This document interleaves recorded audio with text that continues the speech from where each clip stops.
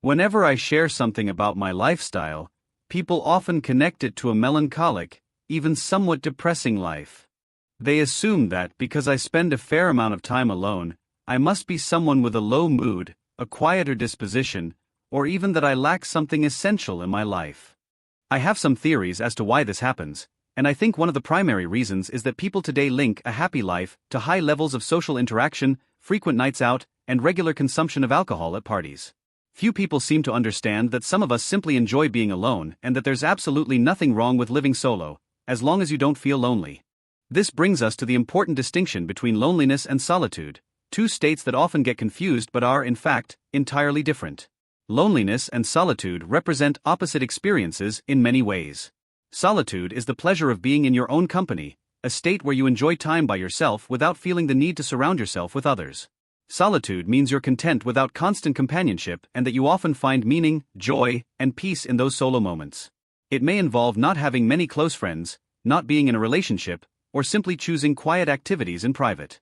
And yet, solitude is fulfilling, it's peaceful, self-sufficient, and is often a form of self-love or self-care. On the other hand, loneliness can be deeply harmful. Studies have shown that people who live in a state of chronic loneliness face a higher risk of various health issues, including an increased risk of mortality.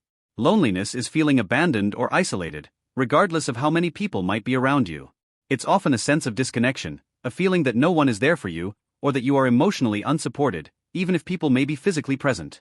This internal disconnection is what sets loneliness apart as something negative, a state where someone feels emotionally stranded. People who experience solitude, however, are individuals who value their own company, and there's nothing inherently negative about that. So, if you're someone like me who prefers to live alone and finds satisfaction in a few quality relationships, then there's absolutely no issue with that. Social media's portrayal of happiness as a constant high-energy social scene, packed with parties, travel, and crowds, doesn't necessarily represent the reality of happiness for everyone.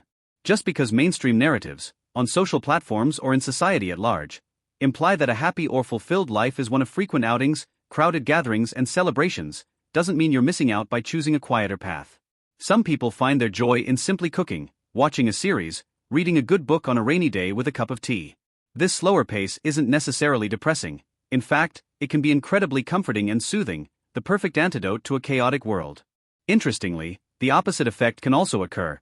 Take an introverted person who forces themselves into social situations because they feel pressured to conform to a so-called happy lifestyle. In doing so, they may be exposing themselves to a level of stress that, over time, could lead to anxiety, or even contribute to a psychiatric issue, precisely because they're living out of sync with their authentic self. Each person has a natural rhythm and set of preferences. It's the idea that people have different social needs, and we're each on a spectrum. Some are more inclined to solitude, while others genuinely thrive in constant company. The real issue arises when someone isn't in tune with who they are and tries to mold themselves to fit an external ideal, often influenced by the highlight reels we see on social media. We're constantly shown a particular version of life that tends to celebrate extroversion, assertiveness, and social prowess, without much focus on quieter forms of fulfillment. And because of this, the quieter aspects of joy, those solitary, simple moments that are deeply satisfying for some, are often overlooked or even ridiculed. But it's critical to remain true to your own desires and avoid isolating yourself excessively, as prolonged isolation could become a detriment. However, this doesn't mean you need to push yourself into uncomfortable social situations or participate in activities that don't bring you genuine happiness, because that, too, could be harmful. For me, choosing to live a quieter life, where my social connections are few but significant, has been incredibly fulfilling. I find purpose and happiness in the things that resonate with me, not with what's trending. When you have your priorities aligned with who you truly are, you start to see how freeing it is to release yourself from the social constructs that don't apply to you. You no longer feel pressured to put on a facade of happiness or live it up just for appearances. In our society, we have different types of people with varying needs for social connection.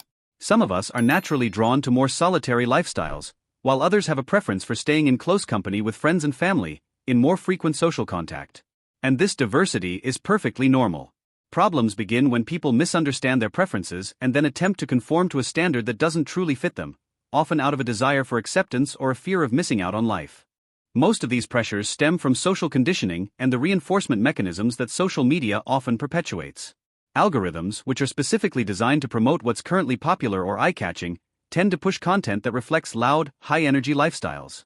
Because of this, we're constantly shown a type of life that is outgoing, filled with socializing and extrovert behavior, which for some, leads to an unrealistic or unhealthy idea of what their own life should look like.